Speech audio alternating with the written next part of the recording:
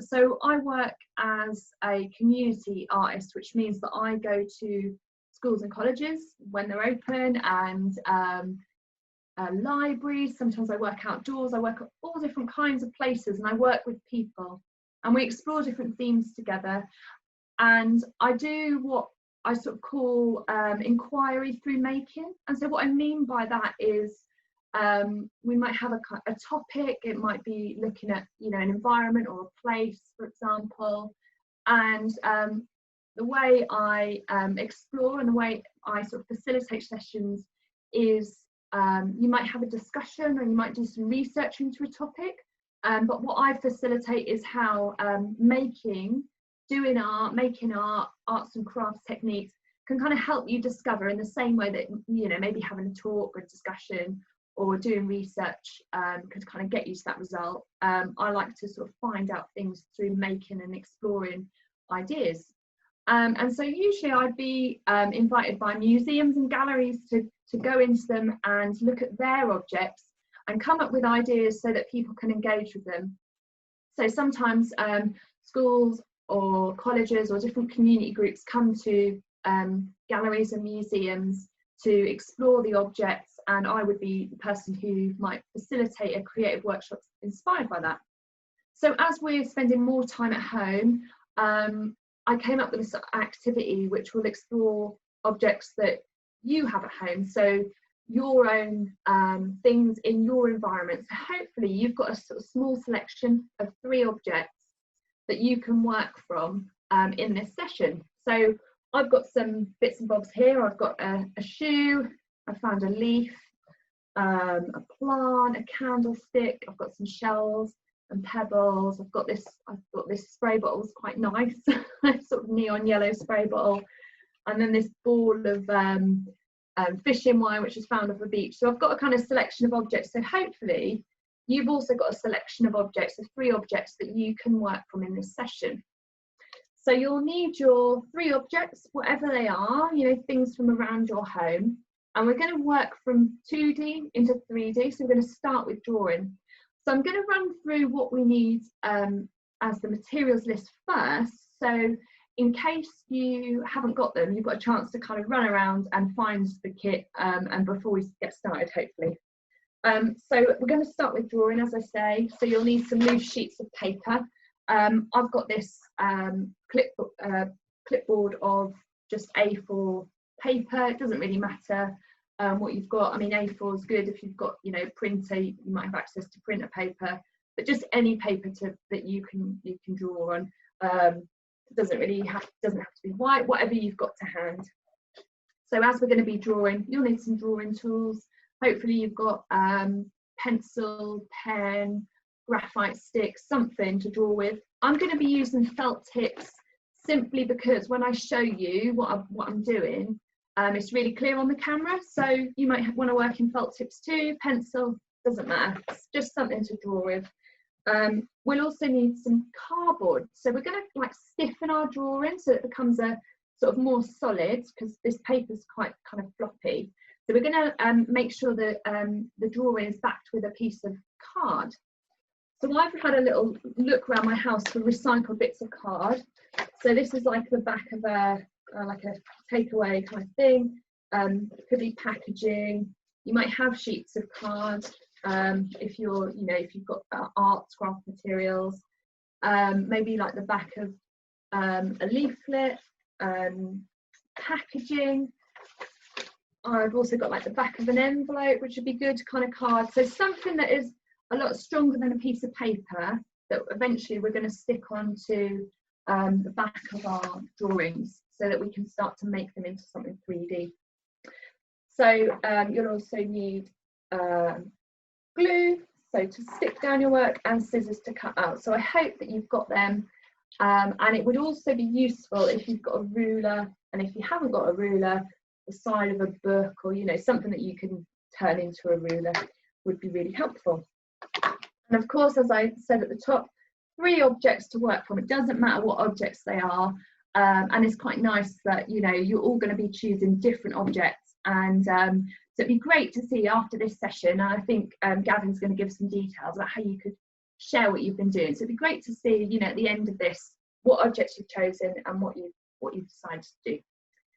So that's what you'll need. And so I'm going to talk you through step by step, and I'm going to do the activity along with you. So we're going to do it, you know, together. So as Gavin said, in the chat box, which is at the bottom of my screen, you just hover the mouse and it will come up.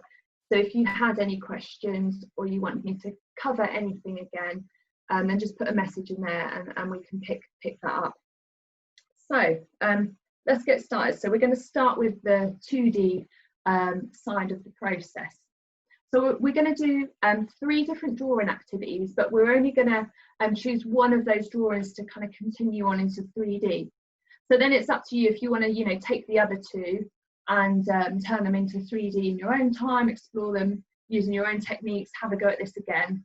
But we're going to make 3 drawings and then turn one of those things into a 3D sculptural object.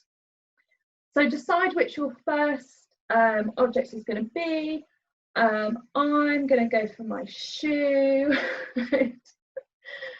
Yeah, I'm going to go for my shoe as my first object. So I'm just going to position that in a place where I can see it. There we go. And so what we're going to do is we're going to fill a sheet of paper with a continuous line drawing. And so the reason I want to choose that technique is because you get a series of like flowing lines. So it's like one flowing line that is across the page. And that'll start to make sense with the way we're going to turn it into 3D. That'll kind of make sense as why those kind of flowing and interlocking lines would be a good technique. So it doesn't matter whether your drawing is portrait, landscape, whatever works for you. So get yourself set up with your paper, with your pen, pencil, whatever it is you're going to draw. As I say, I'm going to do it in pen. Might as well go for a red pen. I've got an orange is the closest I've got if I'm going to do a red sheet. So we're going to do a continuous line drawing, and then each drawing is going to be 3 minutes long. Okay, so like quite kind of steady kind of pace. And I want you to create the drawing so it's as large as possible. So I don't want a really kind of tiny drawing in the corner, and it'll all make sense as to why I'm asking you to use particular approaches in particular ways. So have your object set up. I'm going to time you 3 minutes. We're going to draw along together. Landscape or portrait, and it's a continuous line drawing.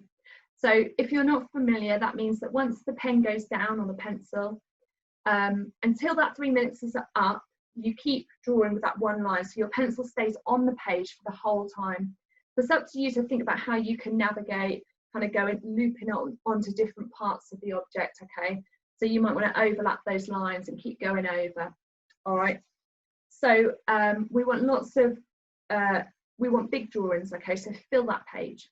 So we're going to get started. So I've just got a little clock in the corner there. So our 3 minutes starts now. So continuous line drawing means that you often kind of draw quite slow. So we've got 3 minutes, which is, you know, it's a kind of short amount of time, but when you're doing it just to draw, I think it can be, you know, feel like a good amount of time, hopefully, to kind of get your object. And remember, what we're looking for is one line that's going to cover your whole page as much as possible. Okay, so I want really nice big drawings, and so that one line is going to sweep over your page, and you're going to have a nice big sort of loopy drawing of whatever objects you've chosen. So of course I've gone for my shoe here. I don't know what you've gone for. You might have gone for, you know, house plant, tins of food or fruit or something. But we're going to spend three minutes. I'll just do a time check. So we're just over 1 minute through. So think about how you can fill that page with a continuous line drawing. So I hope you haven't taken your pen or your pencil off the page yet. And really fill that page. Okay.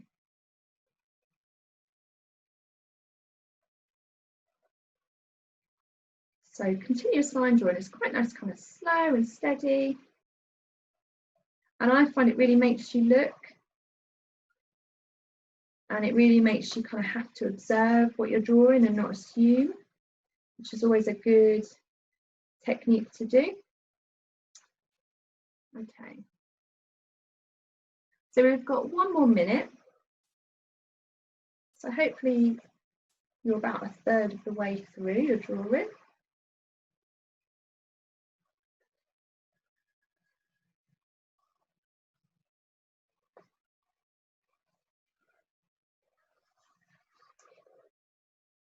My angles have gone very funny on my drawing, but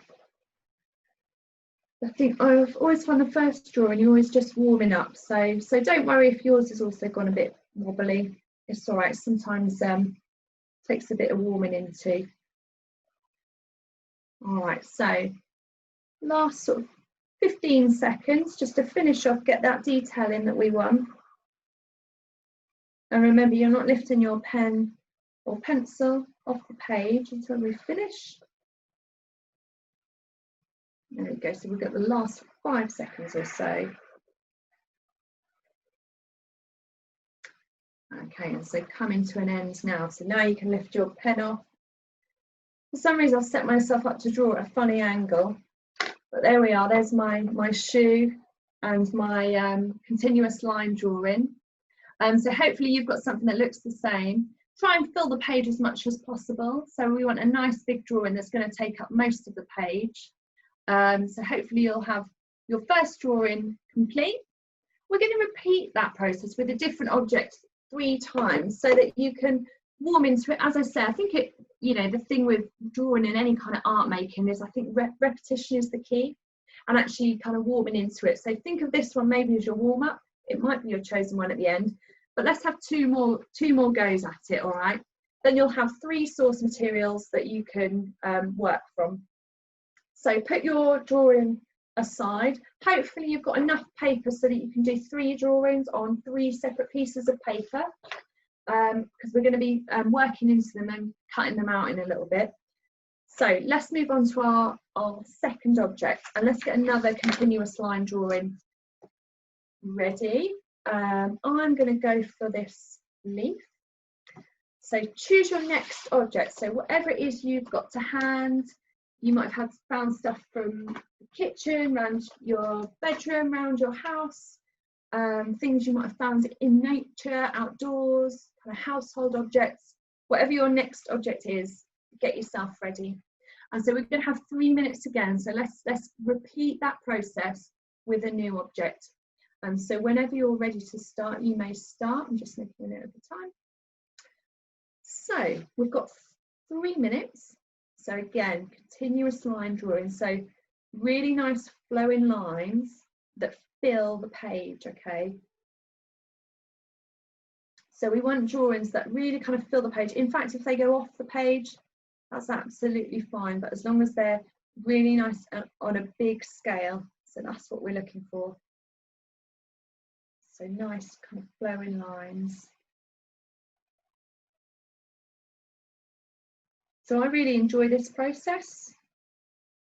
As I said, I think it's just a really good way of kind of slowing down your drawing and drawing at quite a nice steady pace. I think it helps you to observe and to look a lot closer. All right, so let's just check on the time. So we're 1 minute in. So we've got 2 minutes left. Right. So the trick is keeping those lines linked up. So if you're using a pencil, it might be that you draw in different parts with sort of faint lines. If you're using a pen like me, you need to maybe overlap the lines again. But whatever way you use to kind of link up all those continuous lines, it's up to you. Right.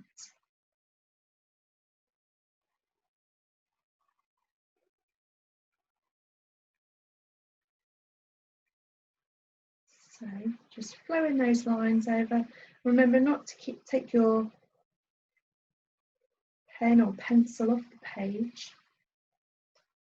So we've got 1 more minute left. So if you've kind of come to the end of your object, think about what detail you can add in. That's what stage I'm at now. So I'm doing my leaf. I'm starting to add sort of little details that I can see. But again, you know, continuous lines, so I'm overlapping. Keep tracing those lines over and over again. Just starting to add that little bit of detail in to the edges on here. It's quite crinkled.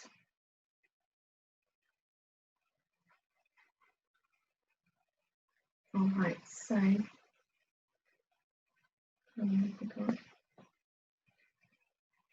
we've got another sort of 15 seconds or so. All right, so we're just coming to the end now. So whatever point you're at with it, we'll start coming to a finish. So those last little details, and coming to a stop. So lift your hand off. Hope your hand's not too tired and too tense from all that, you know, gripping on the continuous line. So you can see this is my leaf and my leaf drawing. So you can see that I've really tried to fill that page and do a nice big drawing. So I hope you're doing the same as well. All right. So as I say, we're doing this process 3 times, 3 different objects. That's why I've asked you to prepare 3 objects, so that you have a selection to work from, to choose from when we move on to the next step. You know, sometimes you need a little bit of warming up into it. I know I do. So put your second drawing aside and get another piece of paper ready.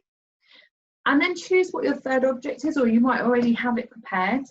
I am going to go for this plant. So I'm just going to stick this in front here.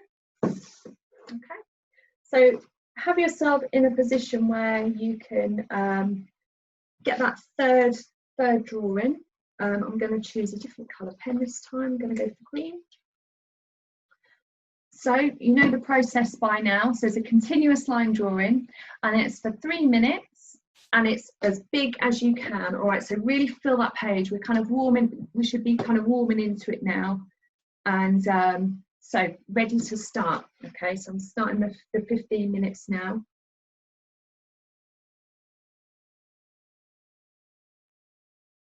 So after this, we're going to be moving on to the kind of 3D process.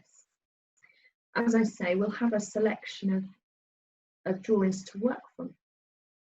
It's quite nice to be able to kind of repeat and kind of hone those skills and practice. So yeah, we'll have a little selection, and then I can tell you what we're going to do next.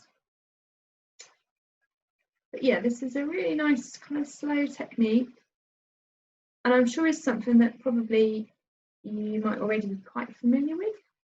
It's one of those kind of warm-up techniques that you might use as a starting point. It's a good one for kind of slowing down and really having quite slow observations of something. And I find that it kind of makes me work in a really slow way, and just like my eyes are kind of flicking between the drawing that I'm making and the objects that I'm looking at. Sometimes when we draw, we kind of draw what we assume we see.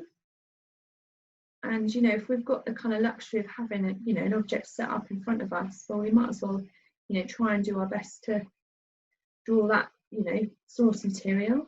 There's nothing wrong with drawing through your imagination, but if you've got the object there and you've set it up, well, you might as well, you know, do your best to take inspiration from that. And this is a kind of good way of doing that.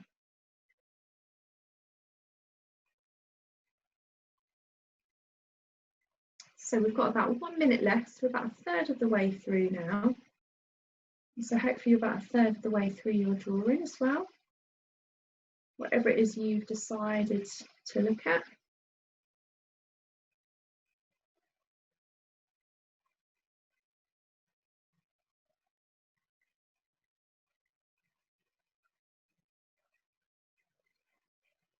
Okay.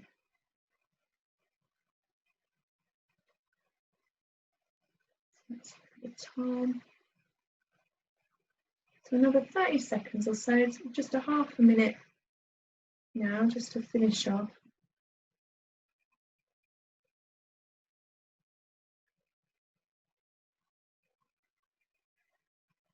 Okay, so last 15 minutes or so.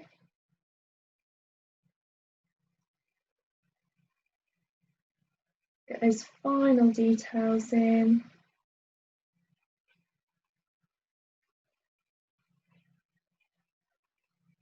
There we go. And finish wherever you are. So this is my continuous line plant and pot. You can see I've tried to fill the page as much as possible.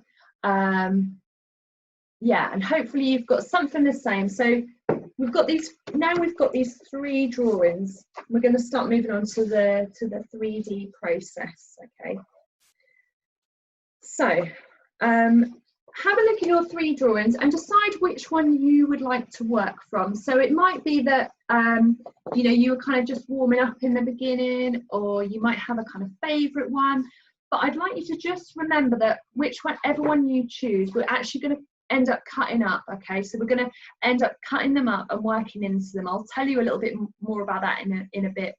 So if you wanted to kind of preserve those drawings, then it might be just chance to take a really quick snap with your phone on your camera, then just put your phone aside and we can carry on. So whichever one you choose, remember we are going to cut it up and work into it. So you know, you might just want to take a quick snap of that and then just put your phone away.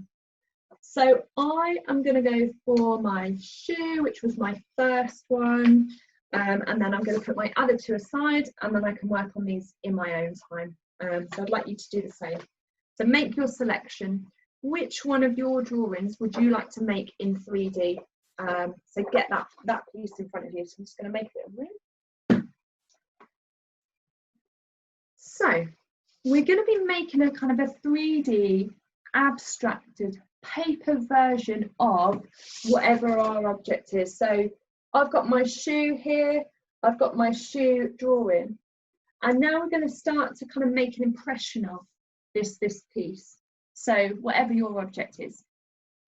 So we're going to think about what the qualities of this shoe is, or whatever your object is that you've chosen. And we're going to end up drawing over the top of this with a grid of shapes. We're going to then cut those shapes out and start slotting them together to make something 3D. But before we do that, this is where our card comes in. So whatever our piece of card is, that's going to be stuck on the back. So we want like a nice solid piece to work from, okay? So you can see here I've got this black piece of card that I'm going to stick on the back, all right? So we're now going to stick the card onto the back of the drawing. We're then going to start drawing the grid in. We can then start working up the piece in 3D once we've cut it out, okay? So get your glue, get your piece of card, whatever that is. As I say, it could be, you know, a bit of packaging, the back of an envelope. Sometimes envelopes are, you know, they've got that kind of card inlay. It might be cereal box, whatever it is. We're going to cut out from card. So we've got a nice kind of solid piece. I've got my black piece of card there, sticking my drawing on top, and so hopefully you're doing the same as well. So it'll be something like this, we'll have a drawing and then on the back a piece of card so that it's a lot stronger. All right, so hopefully you've got something like that ready to go. Okay, so I'm just going to make sure that's all squished down. And now, as I say, we're going to draw a grid of a repeat pattern shape over the top of it and then cut out those shapes. So I've done a little, I'll show you a little example of what I mean by that, just to make it really clear.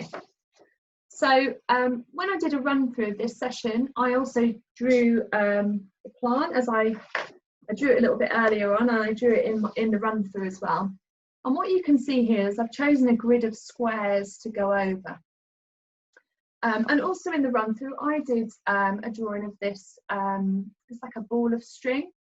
And what you can see is this purple drawing of a ball of string has got a grid of circles over it. So we're going to end up with something like this. Now, it's up to you what shape you choose. You might want to choose a shape that kind of complements your object. So with this ball of string, I thought it was kind of like quite circly, whatever that means. So I did a grid of circles over it. And then for the plant pot, I did a grid of squares. It doesn't matter, but that's what we're going to do next, okay?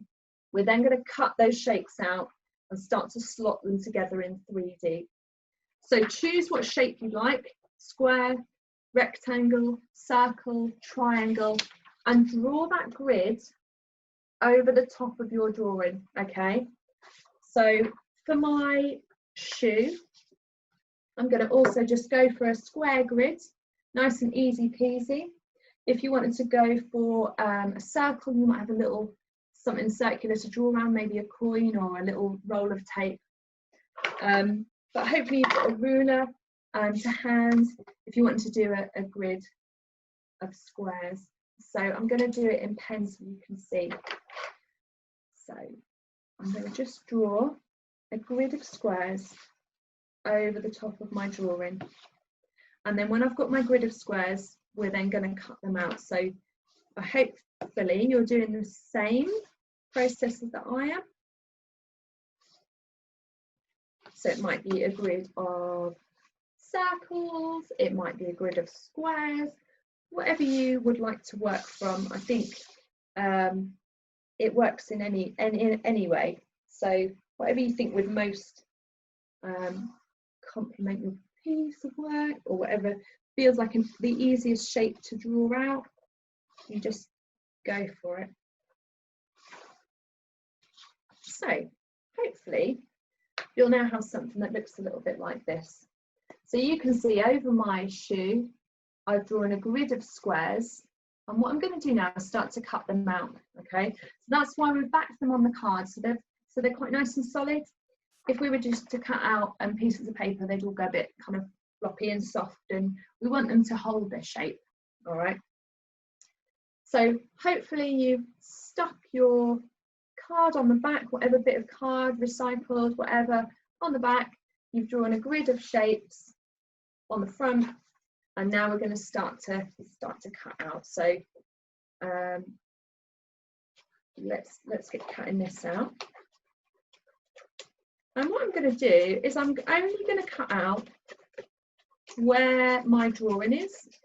So like these little side off cuts, I'm going to just, well, I'll keep them because I always keep bits and bobs like that.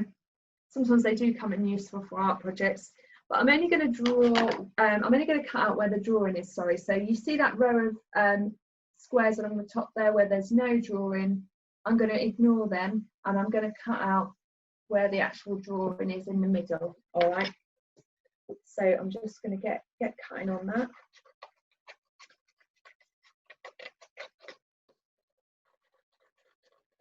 There we go. So I'm going to start to cut them out. Only where the drawing is, there's no point sort of cutting out the blank ones. So that's why I asked you to draw really nice and big. Okay, so that was the reasoning behind that. So that we have a page that is full of your line and your own mark making, your own response to an object. We don't want the blank piece of paper. We want, you know, your drawings to be included. So I'm just starting to cut out. And just make a little pile next to me. All this grid. You might have a grid of squares as well. You might have circles, whatever it is. Okay.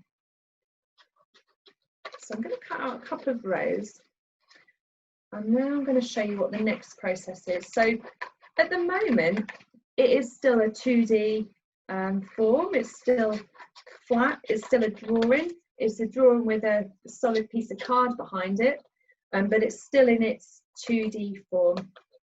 So we're going to use a really, really simple way of turning it into 3D. Okay. So you can keep cutting out, and you can, you know, keep adding from your grid that you've hopefully started to cut out, and you've hopefully started to get some little squares or circles that look like this. So whatever it is your shape is. So you'll have lots of these, Okay, and so now we're going to start to put them into 3D. So the simplest way of doing that is to cut little slots. So you just cut with the scissors, just like really small amount. I don't know if you can kind of see that, but just like a little slot in there, in the top and the bottom. Okay, just so there's like a little gap, and they can start to come together. And so what we're going to do is we're going to start to slot this stack of shapes together. And what it might be useful to do is just have that original object back in front of you, so that you can start to kind of build an abstracted version of that object. So start to think about, what is the kind of overall shape and form of my object. So my object's quite low and it's quite wide. So my shoe is quite low and quite you know, wide. If I'm sort of looking at it that way, it's quite sort of flattened, and it's not like a tall object. Like, you know, if I went for this plant, I'd be wanting to add height when I slot my objects together, but I'm thinking about something kind of lower. So I'm going to start to slot these together with that object in mind. So right in front of me, I'm kind of reflecting and responding. So this is going to be something that's abstract. It's not going to literally represent our original source material, but it's going to have that drawing sort of in amongst it. And what the reason I asked you to do the continuous line drawing is you might like to think about how all these lines can slot and flow together.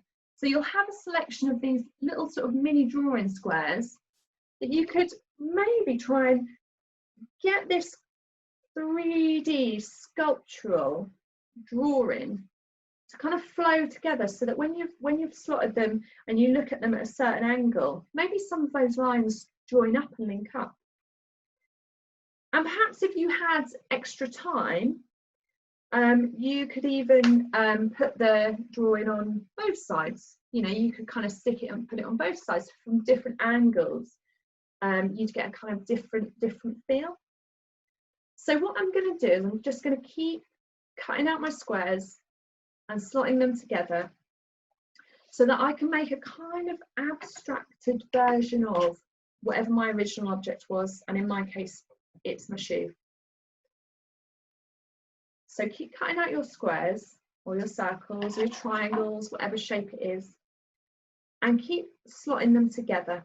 Okay, so when you have two slits cut out of the paper, push them right in together so that they are completely overlapping, and it makes a really strong bond. So can you see how they're properly like embedded into each other, and that makes a really sort of strong bond. And so you can see there that my lines are starting to kind of flow across each other. So you can see there that the line on this square kind of links up with the line on this square. So you started to get these kind of flows that kind of come, you know, between the lines. So that continuous line drawing that we started with is this kind of the source of our drawing, can flow through our sculpture as well.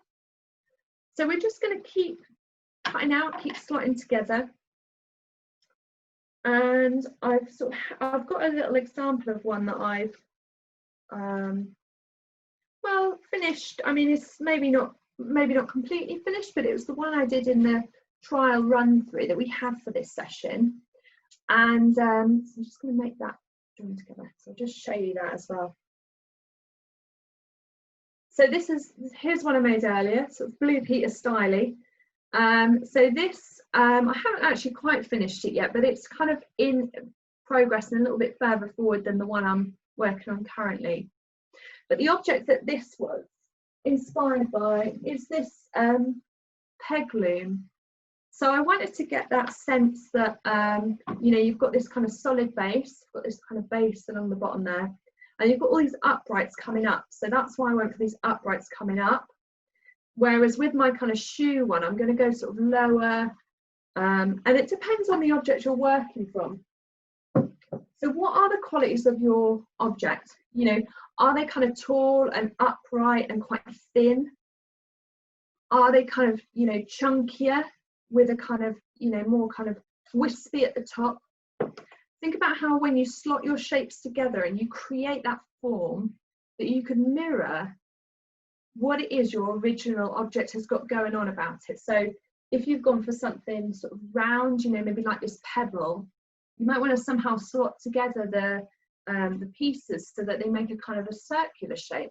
All right, so we're making this kind of abstracted impression of the work. So we've got this like miniature scale version of that you can kind of continue on in your own time. And I've got this now sitting on my windowsill, which is quite fun. And yeah, so hopefully you kind of get that kind of process. So we started from those continuous lines. We have these lines that loop and loop and they fill the page. We then added our grid over the top. So think about maybe how the shape of that could link with the object, you know, this swirly string with these circular shapes. Those were then cut up into little miniature drawings, and they become kind of abstracted because they kind of lose their context, you know, they're kind of little sort of snippets of drawing, snippets of line. So then we kind of build those drawings back together through slotting them into a form, okay? And the form that we choose to slot together somehow references what our original object was about, okay? So hopefully that's kind of given you a little bit of inspiration about how you can work from objects in your home. You know, we're all spending so much more time at home. So hopefully that's given you a little bit of inspiration about how you can look at objects in a different way.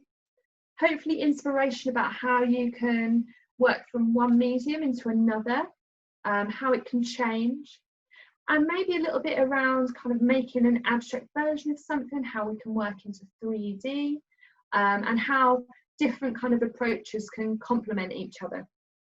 So these are little miniature versions of sculpture, and what I'm going to do is ask Gavin to show the slideshow, which shows you some life-size, big-scale sculptures that artists working in the UK, internationally, are working from. So thank you, Gavin. So the first example, so I chose these sculptures because they kind of complement in some way. There are, maybe they're stacks, maybe they're kind of about that height, and you can kind of see that there's this kind of link up. And if you were interested in this way of working, these might be artists to kind of pick up on and sort of look into further. So this first artist is Barbara Hepworth, and this piece of work is actually at Snape Malting. So anyone who's sort of Suffolk based, is kind of a few miles from Southwold, if people know sort of Southwold coastal area. So it's a place that you could probably visit, although I don't know if it's open now, but it's an outdoor sculpture, and I believe it's called Family of Man. And there's also some pieces at the Yorkshire Sculpture Park as well, if anyone fancies a kind of sculpture holiday. But this first piece is by Barbara Hepworth, so really kind of famous sculptor. So the next image, please. So another sculpture example. So this is Cornelia Parker. And so I chose this as a kind of a link up, because I love the way that all those kind of layers and shapes really come to life when the work is lit up. So it might be an idea that you take these miniature versions and actually have a play with lighting and photography as a kind of an extension. So I think they look quite fun as like little mini versions, kind of abstract versions of an object. But it might be a kind of an idea, if you fancied it, to backlight the work and beam really strong light onto it. Obviously, you know, be careful, and then take photos of that and see how your work can change. And think about shadows as well as a kind of extension of what the object is about. You know, sort of physically, shadows are kind of part of that. So yeah, this is Cornelia Parker. And so the next work, so this is Lydia Barlow, And I chose this work because I really liked the kind of layering of shape. So I can just imagine these little paper, sort of 2D to 3D sort of paper mini sculptures that we've been working on. I can just imagine them large scale. And so there's this example, and there's also the next one, please. So also for Lydia Barlow, I can just imagine, you know, you could kind of like walk through these things. And so I really like that idea of those layering of shapes and the texture, and all these different panels have got all these different kind of colours on, and it looks like a kind of a real recycled kind of jumble of different forms and shapes kind of coming together and stacked together and layered up, and they create a real sense of height, and they also make like a little environment. So I thought that might be a good link up to what we've been doing this afternoon. So that's for Lydia Barlow, in case anyone would like to look her up. So that's the session. So hopefully you've had a good time doing that, and I think there's probably enough there to be going on with in terms of taking it to the next stage. So continuing on, I'm sure no one's probably quite finished, but I think I've set you up hopefully to you know, keep going with your work. And as an extension activity, as I say, if you backlight the work and take photos of it, it can look really cool and quite dramatic. So yeah, it'd be great to have a play with that as an approach. Great, thank you very much, Genevieve. I hope everybody enjoyed the workshop. We're going to stick around for a few more minutes. So if you do have any questions about a session, or with any artist works, or if you want to ask Genevieve anything, then just use the chat function, throw some questions over, and we'll be able to answer them in the next few minutes. But I'll just leave this slide up here. So if you do want to get in contact with anything about any of the other workshops that we're delivering, just email us at arts@takeyourplace.ac.uk. And also, we would love to see your work. So hop onto Twitter and use the hashtags there at the bottom. And also, we're now on Instagram as well. So make sure to show your work on there. And, you know, we'd love to see your work, and we'd love to show it out and show everybody what you've been up to during this session. Do you have any social media handles yourself, Genevieve? Anyone share? I also have Instagram and Twitter, and Instagram is my name, Genevieve Rudd. For spelling, I think it's just at the bottom of my video. And on Twitter, my Twitter is gruddphoto. But if you looked up my name on that, I'm sure you'd come across it. And for spelling of my name, I think it'll be on the original way that you booked the session, because I know my name's quite long, lots of E's. Well, you were simple enough to find. I remember going on Twitter. You literally just type in Genevieve Rudd on Twitter and you came up straight away. So easy peasy. Yeah, so it'd be really nice, as you say, Gavin, it'd be really nice for people to share what they've been doing. It's always a kind of strange setup with you know, doing things remotely, not being able to see, but I hope everyone has been able to follow along. It'd be really lovely to see what everyone got up to and see your pieces of work. So it's been, don't think anybody's commented on the chat, so this is your last chance if you do want to type in anything in the chat for any questions at all. But like I say, I hope everybody enjoyed that. Is there anything else that you want to add, Genevieve? No, other than, you know, please share your work, and just for your reference, in case anyone wanted a reminder of the artists that we looked at the end, that was Lydia Barlow, Cornelia Parker, and Barbara Hepworth. So 3 female sculptors that are working, that, you know, are British sculptors that create art in the landscape, that I feel like these could be sort of miniature versions of. So yeah, do share your work on social media. Be lovely to see. Great. So we've got no questions, but we've got a couple of thank yous from the participants. Oh, just in the nick of time. I was just wondering, what inspires you the most when creating art, and what medium do you prefer? Okay, what inspires me the most? I would say the thing that inspires me the most is probably being outdoors in the landscape, and I tend to work a lot with plants. So I've got a session coming up with NUA, which is anthotype photography. So that's working with plants to create basically like a photography chemical without the chemical. So I really like working with, you know, plants. I've got my little house plant here that I can kind of, you know, have a little bit of the outdoors, indoors. But yeah, for me, walking, being outside, finding objects to work with that are found in the natural landscape are the thing that inspires me. And what was the other part of the question? The medium. Yeah, so what medium do you prefer? Yeah.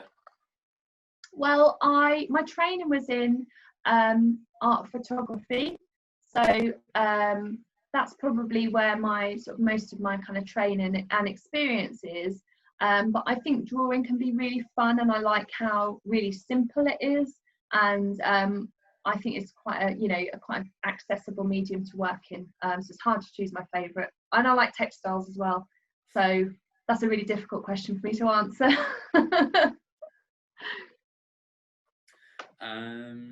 But yes, a couple more thank yous there as well for some more participants. Brilliant. Nice one. So I think we'll wrap it up there. Once again, thank you all very much for joining, and hopefully we'll see some of your work online. Take care and see you all soon. Bye everyone. Thanks for joining.